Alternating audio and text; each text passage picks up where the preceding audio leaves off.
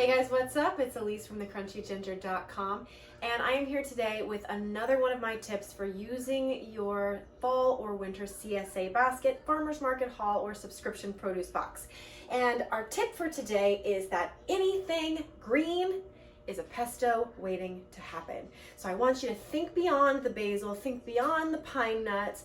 This is another opportunity for us to use our well-stocked kitchen to really utilize some of the stuff that's coming in our basket. For example, instead of basil, we could use fennel fronds. These are the greens that are attached to the fennel. When you get a CSA box or something from the farmer's market, or even sometimes your subscription produce boxes, you're gonna get the vegetable, often with the fronds or the leaves still attached. That goes for things like beets and celeriac also. All of those greens are really delicious, and they're like a bonus. It's like a 2-in-1 situation. So you've got the fennel bulb, but you've also got these amazing fronds, and they've got a really sort of mild anise flavor, and they're excellent in a sort of alternative pesto. Kale is another one. This is some gorgeous kale that I just washed up. Yes, I love kale sauteed, I love kale roasted, but kale is also really good in a pesto. Other things you can use in a pesto include the carrot greens. I've used the leaves that come on celeriac or celery root. One thing about that is it's got a really strong celery flavor, so I would kind of suggest blending that with another green perhaps. Parsley is good. Spinach, all of these greens. You could even use some of the more hardy greens like your collards or your mustard greens. These would be like really excellent flavor bombs. Pesto can be used in a lot of ways, and I can talk to you about that in just a second, but I'm going to share with you an unrecipe. And I like to call it an unrecipe because it means that you can substitute in whatever ingredients you've got to make the pesto. So for example, we're going to use 3 or 4 cups of greens, whichever ones you want.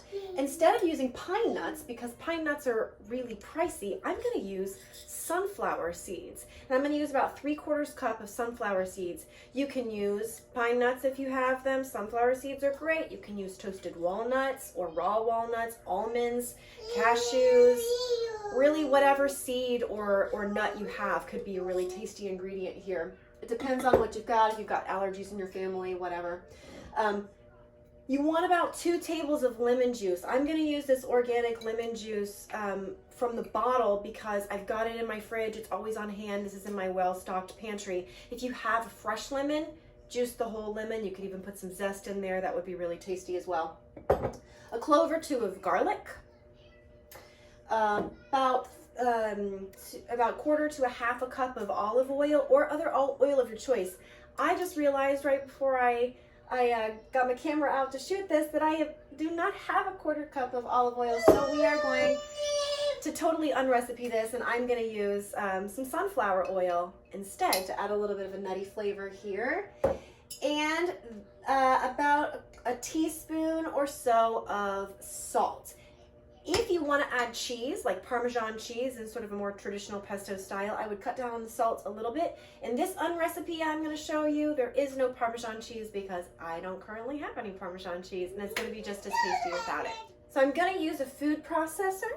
I've got it fitted with just this regular chopping blade. I'm going to start with my sunflower seeds. I find that putting them in first kind of gets them more evenly chopped up for my pesto.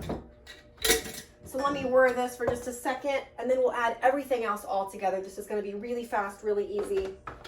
I'm making this for dinner tonight, so we are doing it on the fly.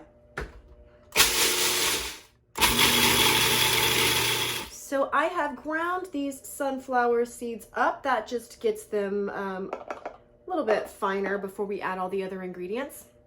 And now I'm going to add everything else except for the oil. So this is about 2.5 cups of these fennel fronds, and just to beef it up a little bit because I don't have any more than that, I'm going to add the leaves of a couple of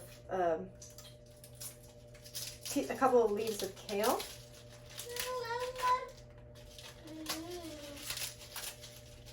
I'm just going to take out the hard stem there, pack those guys in. I'm going to use these purple ones just because I think it will look pretty.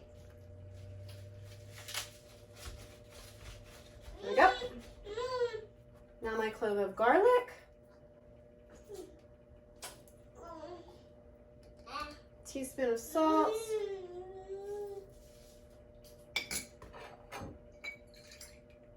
2 tablespoons of lemon juice, or like I said, if you've got a fresh lemon, juice your whole lemon. 2 tablespoons is about the same as a regular size lemon. Awesome. Put your lid on. Now, most food processors have this like hole in the top. I'm gonna stream this oil in just like this. That'll help get it going.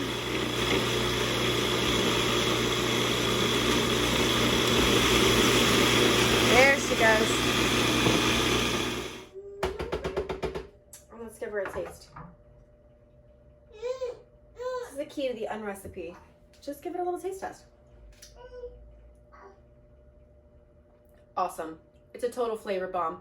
So what I'm going to suggest with your anything goes pesto is that yes, use it on noodles, use it on pasta. It's excellent that way.